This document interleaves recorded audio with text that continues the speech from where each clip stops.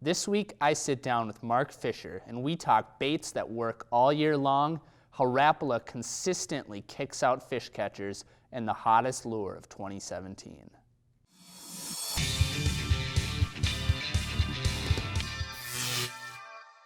Welcome to this week's episode of Ask the Buzz, the show where you send us your fishing questions and we answer them. I'm Nick Linder, and this week I have with me Mr. Mark Fisher, who's the lure designer for Rapala. First of all, thanks for coming in here today. Good to see you again, Nick. And talking with us. Absolutely. First off, before we jump into some of these questions, what are some of the things you do over at Rapala? Well, we try to find voids in the arsenal as far as one of them, and meaning by, with such a variety of different lures and different brands amongst the group, we try to figure out different lures and different ways to design lures and create lures that will fit the voids in the arsenal of the anglers that are out there, but also help not only just catch fish, but educate and help people find different ways to catch fish utilizing our lures as tools. Absolutely. Just like a carpenter going into a toolbox, you going home to fix a project, and you have to have the right tool to do the right job. Right on. Lures are no different. Absolutely. Yeah. Absolutely. So we're going to jump into a few questions that I think Mark would do a very, very good job addressing. And so let's jump into question number one here. The first one is from Mike. And Mike said, a big trend in fishing today seems to be fishing open water baits through the ice or vice versa. Why is this happening, and what are some of the best examples of that? That's a great question. You know, it's kind of fun that anglers out there are interesting characters, from the point that you can go and you can go to a retail environment and select a lure that you think will work for a specific need, or a lake you're going to go to, or a species for that matter. And inherently there's somebody else on the other side of the world that's doing the same thing that person is doing, but only thinking about a different species of fish, or maybe a different application. And over the years, we've had a couple of really unique situations fall into play, where we've had a bait that was designed for open water fishing that was used for ice, dropping down a hole and vertically fishing, and one that was was designed for vertical fishing in ice fishing situations that have been used all around the world for catching all sorts of species of fish, fresh and salt water. And we're talking about the Rip and Wrap open water design, originally in a 5 and a 7, and in fact it was up here.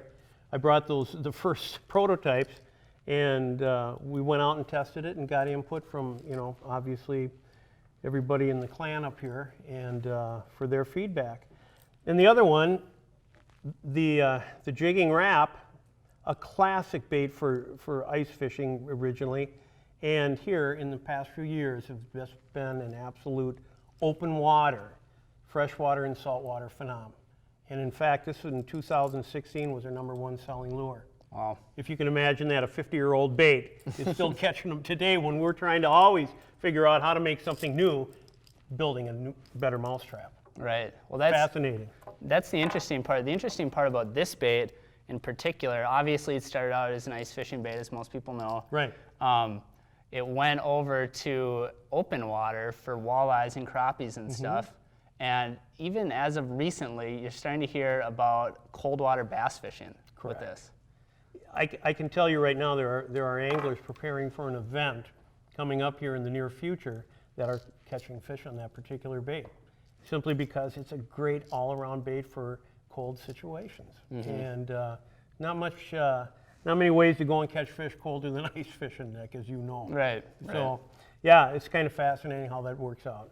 And you can take it right into the success in walleye fishing and freshwater open water fishing is just as good as it is with crappie fishing open water in the spring of the year. So sure, it's fascinating. All the different sizes of jigging wraps that have been released since the beginning of time are all doing their share of work in the water. Yeah, absolutely. Pretty cool. It's very cool. When I go walleye fishing, this is always my #1 bait. Good. In the open water. And it was designed for ice. It's just cool. So we'll jump into question number 2. And this one is from Richard Gladwell. And Richard asked, how does a company like Rapala create new baits every year that consistently catch fish? That's a really good question. And it's really one reason. It's because the company is really in tune on not just making products that they can sell, it's making products that do what they're designed to do, and that is catch fish. And it sounds easy, but we're fortunate enough to surround ourselves with experts in the field that truly go out and fish. We get down to the nuts and bolts and nitty gritty and talk about all aspects of fishing, whether it's freshwater or saltwater, whether it's winter or it's open water fishing. And when you have a captive audience of hardcore anglers out there that are really truly able to share with you their experiences, or a lot of anglers are cutting edge in their own right. They're tweaking and modifying and seeing different things that happen. We're fortunate enough to be surrounded by a lot of good anglers that give us great input, whether we use it now or we use it in 6 years from now. It's still up in the old memory bank, and it's that reason. It's anglers that make us successful.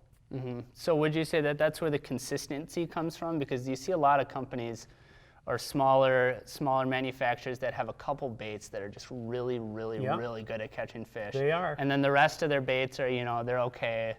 But it seems like a company like Rapala, their fish or their baits are just consistent. They consistently catch fish. Well, if you come up with an idea for a new lure, you're kind of breaking away from what's already at your disposal, i.e. your tackle box. And if you have kind of an idea that you might want to run with, you seek out that information from those other folks.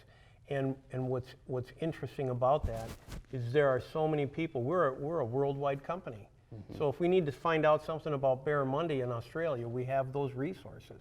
And you just funnel that back, and when you just about the time you think you have it, and you're on the path, and you're feeling good about it, and the colors are starting to come together, you're getting happy with the action, you gotta go to the people that know, and that's other trusted folks. And it's no secret, that's why I'm up here multiple times during the course of the year, because your family, without a doubt, give us a stamp of approval for a lot of products we brought to market.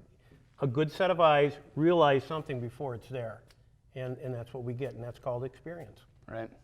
Very good. That's very interesting. So the last question that we're going to jump into is regarding this particular bait right here. And so for one of our television shows, Linder's Angling Edge, we aired a show, I believe you were in it, and we were throwing this particular bait, and this is the 360 GT search bait, Storm. Correct. And we've actually received dozens of calls to our office here where people are going out of their way to find our office phone number to give us a call, trying to figure out where they can get some of these. Mm-hmm. So there's a lot of buzz around it here early in the year. You're right. And it's a sweet bait. So I guess my question was, what are some of the things that went into this bait? Well, when you look at this particular bait, obviously comes in 3 different sizes. It's a 5.5 here, a 4.5, and then a 3.5. And this again is when you're trying to create a different bait to go and compete with everything that's out there in the world. It's not just the stuff that you carry in your box, Nick, or my buddies carry in their box. You've got to take a product and throw it against the wall, and it's got to stick. And the numbers of different baits in a category are huge. And when you look at the swim bait category, it's unbelievable. And it's so hot right now. And the trend is certainly in what we used to call years ago the old boot tail minnow. It's a classic, old design. It's nothing new. But how do you make it better? What can you do and offer, as I talked about, educating an angler along with giving an angler a good product that they can be successul with? They'll buy it again if it works. Mm-hmm. They'll never buy it again if it doesn't work. Definitely. You know what I mean? So it was kind of like, in a short presentation, it was taking a handful of soft plastic baits in one hand and the delivery system in the other hand. And the delivery system in this hand was all lead or zinc or some sort of a metal. This was still all plastic. And it was like, how do you get these two together? Well, they're already together. But what can we do that's different? And what we did that's different is we played to our strength. We went back, and for the first time, we used Rapala engineering and devised a hard plastic bait to be a carrier for a hook and make a brand new jig that wasn't on the market, a plastic bait that also gave us the opportunity of having a rattle. Right. That was just a trick way of doing things. Then we can color code it to complement the specific bait that we wanted to put it on. Made sure we had the right hooks, because we're talking again about freshwater, we're talking about aggressive, non-aggressive fish, different times of the year you want the bait to work. And we put it right dead center in the middle of the marketplace, and we really did our homework on this. And it came because we received a lot of input from a lot of great anglers that are out there saying, we're really onto something. So the design of this bait is a real critical element. But the fact that this category and the trend of swim baits today is really something that everybody's being extremely successful with. Absolutely. Swim baits are, in many, many different situations, are my favorite bait to throw. So what are some of the applications of this bait? Well, you know, typically springtime of the year is a great time of year to be throwing this type of a bait. There's not a lot of vegetation up, so you can get right down and dirty and make long casts, spinning gear, bait casting, whatever you prefer to match up with the bait. But the application is just in the spring of the year where there's a lot of fish milling around on flats, thinking about only one thing, getting up to spawn. It's an unbelievable search bait, just fan casting about the boat and covering water, which we've all experienced. Attributes of the bait that help with that is what we call the roll factor of a bait. And by building hard baits, we know that there are some actions that are really true, triggering actions. And a rolling action of a bait is pretty universal. It swims like a perch, it swims like a shad, it swims like a herring, it swims like a lot of different types of baits. But what we did is make this particular bait unstable. Instead of having a perfectly round belly or a flat belly, we did it more in a triangular shape. So if you look at it dead on, we created a non-stable surface. Okay. So every time this bait is like this, it has to go right or it has to fall left. Do you follow? I follow. So what ends up happening is, as we were talking today, we created a pretty unique situation here, designing a bait that the tail is wagging the dog, because the body's holding straight, but the vibration and all the everything that you build in on the tail end to develop the action and push the vibration aspects as far as you can, really ended up being a huge triggering portion of the bait, along with this unstable belly. Sure. But everywhere and anywhere, any time of the year, Sure. you know the deal. Absolutely. Well, you had mentioned spraying up shallow, searching, and I could see just whipping it around, covering water. Another thing that I really am looking forward to using this for is in deeper water, like summer or fall, for smallmouth, slow rolling on the bottom, and a big profile minnow like this. I'm excited for that application. Well, good. So we're gonna wrap it up here, and before I let you go, is there anything that we need to know about that's coming up here from Rapala? Well, I wouldn't lie to you, Nick. I've known you for a long time, and happens to be a couple of boxes here that are not left unattended. I actually brought them here, not that I can show, but this is something we're going to release here in the spring, and seems to be your father and your uncle. I love them to death, but you don't know how far you can trust them. You can't leave any of them. No, here. you cannot leave any of these here. So they're in front of me for one reason. These are some real good fish catchers, and we'll be tickled and hopefully sitting right here again to tell you all about them. Right. I'm excited. I saw a few of the baits in the box. I can't share any details, but I'm excited, especially for a few of them. But I appreciate you coming on. My pleasure, Nick, always, buddy. Giving me your time. And for all of you out there, you guys keep on sending us questions, and we will keep answering them.